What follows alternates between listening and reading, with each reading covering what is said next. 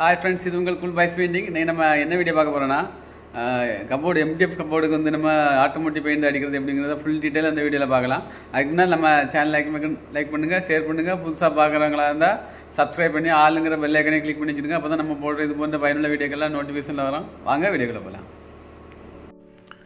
Friends பார்த்தீங்கன்னா நம்ம MDF cupboard வந்து ஃப்ரேம் எல்லாம் வந்து நமக்கு ஃப்ளைவுட்டில் தான் பண்ணியிருப்பாங்க. அதே மாதிரி பேக்ரவுண்டு பாக்ஸ் எல்லாம் வந்து ஃப்ளைவுட்டில் தான் பண்ணியிருப்பாங்க. அதனால் அது வந்து நம்ம உட் ப்ரைமர் அடித்து அதுக்கு புட்டி பார்த்துட்டு தான் அதுக்கப்புறமா தான் அந்த நம்ம ஆட்டோமேட்டிக் பெயிண்ட் அப்ளை பண்ணக்கூடிய ப்ரொசீஜர் வரும். அதுக்கு முன்னாடி நம்ம ப்ரைமர் அடிச்சுட்டு புட்டி பார்த்து எம்ரி போட்டு தேய்ச்சி விட்டுடலாம். MDF சீட்டுக்கு நம்ம ஸ்ட்ரைட்டாகவே சீலர் அப்ளை பண்ணிவிட்டு அதுக்கு மேலே நம்ம ஆட்டோமேட்டிக் பெயிண்ட் அப்ளை பண்ணுற மாதிரி வரும். ஃபஸ்ட்டு பார்த்திங்கன்னா அந்த காடி இந்த சைடு கட்டிங்கெலாம் நல்லா தேய்ச்சிக்கிட்டு நம்ம சீலர் வந்து ஒரு 2 கோட்டு போட்டு விடலாம். இது நம்ம அந்த கட் பண்ண இடங்கள் மட்டும் போட்டாலும் போதும், இல்லாமல் ஃபுல்லாக அடிக்கிறது அந்த அடிக்கும்போது நம்ம ஃபினிஷிங் நல்லாயிருக்கும். மற்ற மாதிரி நம்ம ஃப்ளைவுட்டுக்கு வந்து புட்டி பார்த்துட்டு ப்ரைமர் அப்ளை பண்ணிட்டு ஸ்ட்ரைட்டாகவே நம்ம கிரே ப்ரைமர் அப்ளை பண்ணிடலாம். இதுக்கு வந்து நம்ம சீலர் அப்ளை பண்ணி தான் MDF சீட்டுக்கு அதுக்கு மேலே பெயிண்ட் அப்ளை பண்ணணும். இந்த மாதிரி ஒரு 2 கோட்டு நம்ம சீலர் ஃபுல்லாகவே அப்ளை பண்ணிட்டோன்னா ரெண்டாவது தேய்ச்சி ஃபினிஷ் பண்ணுறதுக்கு நல்லாயிருக்கும். பார்த்தீங்கன்னா தெரியும், நம்ம வந்து சீலர் வந்து அப்ளை பண்ணிடுறோம்.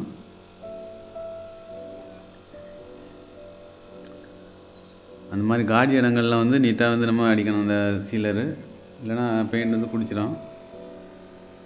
இந்த மாதிரி ஃபுல்லாக சீலர் அப்ளை பண்ணி முடிச்சப்புறம் நல்லா வந்து 150 ml சீட்டு போட்டு ஃபுல்லாக நல்லா எம்ரி போட்டு நல்லா தேய்க்கணும். இந்த தேய்ப்பு தான் ஃபினிஷிங் காட்டக்கூடியது. நல்லா தேய்ச்சிட்டு நீட்டாக தொடச்சி க்ளீன் பண்ணிடணும். அதே மாதிரி ப்ளைவுட்டு பீஸுக்கு வந்து நம்ம புட்டி பார்த்துருக்கிறது நல்லா இதே மாதிரி நைஸ் பேப்பர் போட்டு தேய்ச்சிட்டு அதுவும் இதே மாதிரி ரெடி பண்ணி வச்சிடலாம் ரெண்டுமே. அதே மாதிரி ஃப்ரேமுக்கு வந்து ஃப்ரேம்லேயும் உள்ள சில ஆணி ஓட்டைகள்லாம் இருக்கும், அதுக்கும் அந்த ஓட்டைகள்லாம் அடைச்சிட்டு அதுக்கும் புட்டி பார்த்து அதுக்கும் நம்ம வந்து இந்த நேரத்தில் அங்கேயும் ஃப்ரேம்லேயும் வந்து நம்ம ப்ரைமர் அடிக்க கணக்கு பண்ணி எல்லாம் ரெடி பண்ணிடணும். ஃபஸ்ட் நம்ம எல்லாம் ஃப்ரேம்லேருந்து ரிமூவ் பண்ணிடணும். டோரெல்லாம் ரிமூவ் பண்ணி இந்த ஹேண்டில் அந்த இதெல்லாம் வந்து நம்ம ரிமூவ் பண்ணி வச்சுட்டு தான் பெயிண்ட் அப்ளை பண்ண ஆரம்பிக்கணும். அடுத்து நம்ம வந்து கிரே ப்ரைமர் அப்ளை பண்ண போகிறோம். இந்த ஆட்டோமேட்டிக் பெயிண்ட்டுக்குள்ள ப்ரைமர் வந்து PS கிரே. இதுக்கு வந்து நம்ம 1 லிட்டரு ப்ரைமருக்கு 1 லிட்டரு தின்னருங்கிற ரேஷியோவில் மிக்ஸ் பண்ணணும். இது வந்து நம்ம பெயிண்ட் எல்லாமே வந்து நம்ம நல்லா துணியில் வந்து அரைச்சிட்டு தான் யூஸ் பண்ணணும். ஏன்னா இதுக்கு மேலே நம்ம தேய்ப்பு இருக்காது, இந்த சீலர் தேய்ப்பு தான் கடைசியாக.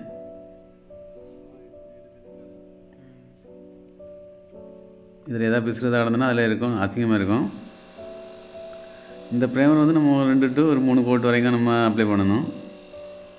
இது ஒரே அடியாக அப்ளை பண்ணாலும் சரி, நம்ம காய விட்டு அப்ளை பண்ணாலும் சரி தான். ஆனால் ஒரே அடியாக அப்ளை பண்ணது வேலை குயிக்காக முடியும். அதேமாதிரி நம்ம புட்டி பார்த்து வைக்கிற அந்த பேக் சைடு கபோர்டில் உள்ள அந்த பாக்ஸுக்கெல்லாம் அதே மாதிரி நம்ம ப்ரைமரை அப்ளை பண்ணி வச்சிடலாம்.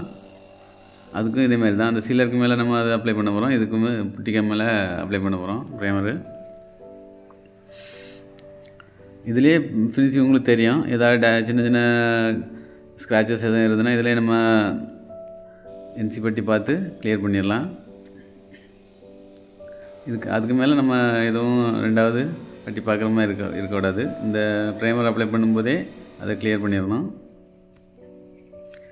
அடுத்து நம்ம அந்த ப்ரைமர் அப்ளை பண்ணி முடிச்சப்பறம் ஆட்டோமேட்டிக் பெயிண்ட் வந்து நம்ம ஸ்ப்ரே பண்ணலாம்.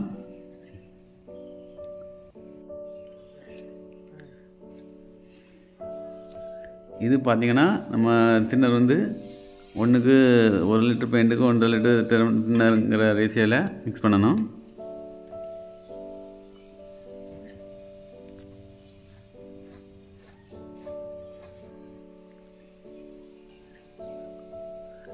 நம்ம கபோர்டுக்கு நமக்கு தேவையான கலரை சூஸ் பண்ணிக்கலாம்.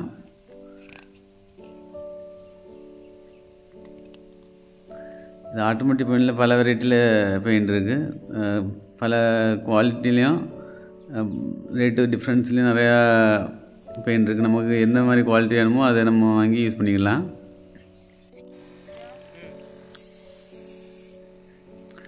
இதுவும் வந்து நம்ம ஒரு 2 to 3 கோட் அப்ளை பண்ணணும். இந்த ஆட்டோமேட்டிக் பெயிண்ட் வந்து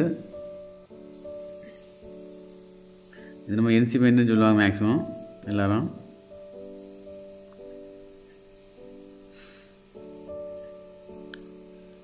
இது ஒரு 3 கோட்டு வரைக்கும் அடிக்கலாம். 2 to 3 கோட்டு அடிக்கணும். அப்போ தான் அந்த கிளியர் அடிக்கும்போது நமக்கு அந்த ஃபினிஷிங் நல்லா இருக்கும்.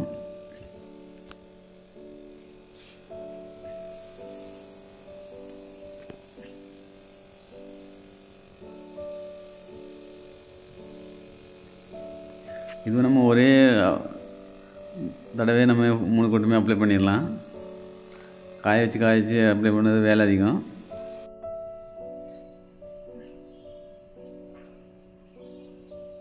இந்த மாதிரி ஃபுல்லாகவே எல்லாம் நம்ம அடித்து காய வச்சிடலாம்.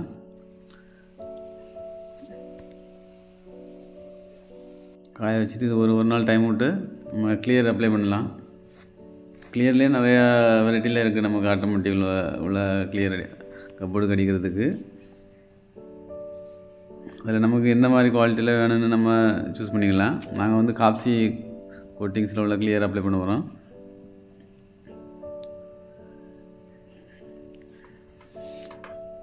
இது எம்ஆர்பி பார்த்திங்கன்னா 1800 வரும். இது வந்து ஹார்னரு கூட வரக்கூடியது 2K பேக்கு. இது வந்து 1 லிட்ரு கிளியருக்கு 1/2 லிட்டர் ஹார்னர் மிக்ஸ் பண்ண மாதிரி இருக்கும்.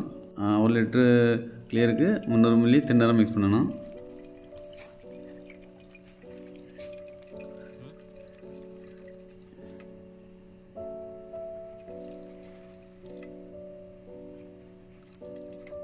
இது 3 நம்ம மிக்ஸ் பண்ணிவிட்டு நம்ம 2வது ஸ்ப்ரே பண்ணி அப்ளை பண்ணலாம்.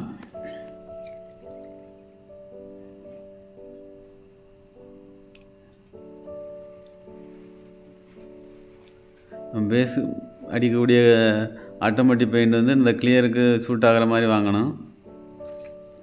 சில குறைஞ்ச ஆட்டோமேட்டிக் பெயிண்ட் வந்து கூண்ண கிளியர் அடிக்கும்போது கலங்கிரும். அந்த கலர் வந்து ஷேடு சேஞ்ச் ஆகிரும். அப்புறம் அதனால் அதை நம்ம கேட்டு தான் வாங்கி அப்ளை பண்ண மாதிரி இருக்கும். பெயிண்ட் வாங்கும்போதே நம்ம என்ன கிளியர் அடிக்கிறோங்கிறத நம்ம முடிவு பண்ணிடணும்.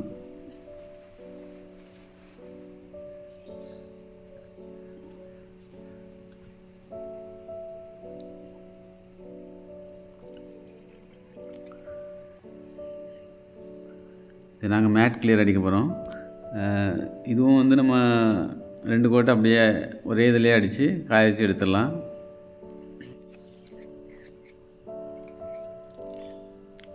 இந்த 3மே நம்ம நல்லா துணியில் வச்சு சால் துணி ஏதாவது எடுத்து அதில் அரைச்சி எடுத்து யூஸ் பண்ணணும். இல்லைன்னு சொன்னால் ஏதாவது பெயிண்டில் ஏதாவது காஞ்ச பெயிண்ட்டு தான் காஞ்சி இருந்ததுன்னா அந்த இது துண்டு வந்து விழுந்து அசிங்கமாக இருக்கும். ஃபினிஷிங் நல்லா இருக்காது. அதனால் நம்ம கன்னில் ஊற்றும் போதே அரைச்சி எடுத்துடணும்.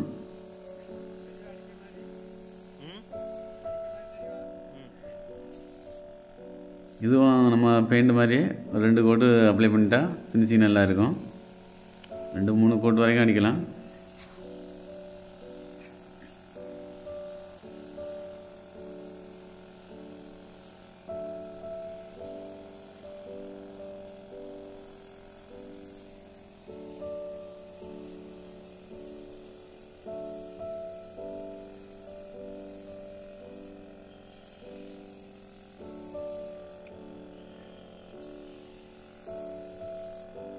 நீங்கள் வெறும் பெயிண்ட் அப்ளை பண்ணிவிட்டு அப்படியே மாட்டுறத விட இந்த கிளியராக அப்ளை பண்ணிவிட்டு நம்ம ஃபினிஷிங் பார்க்கும்போது நல்லா அழகாக இருக்கும்.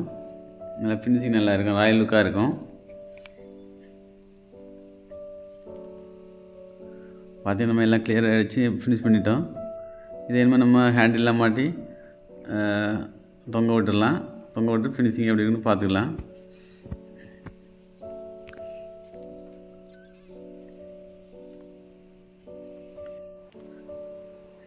இந்த மாதிரி உங்களுக்கு தேவையான பிடிச்ச மாதிரி எந்த கலர்னாலும் அப்ளை பண்ணி ஃபினிஷ் பண்ணிக்கலாம். நம்ம கிச்சனுக்கும் இந்த மாதிரி கபோர்டு பெயிண்டிங் பண்ணலாம். நம்ம க்ளீன் பண்ணுறதுக்கெல்லாம் வசதியாக இருக்கும். மேலும் இந்த மாதிரி வீடியோக்களில் உங்களுக்கு எதுவும் சந்தேகம் இருந்ததுன்னா நம்ம கமெண்டில் சொல்லுங்கள், நம்ம அதை கிளியர் பண்ணலாம். வீடியோ பிடிச்சா லைக் பண்ணுங்கள், ஷேர் பண்ணுங்கள். உங்கள் பொண்ணான கையை கொண்டு அந்த பெண்ணில் தட்டிடுங்க.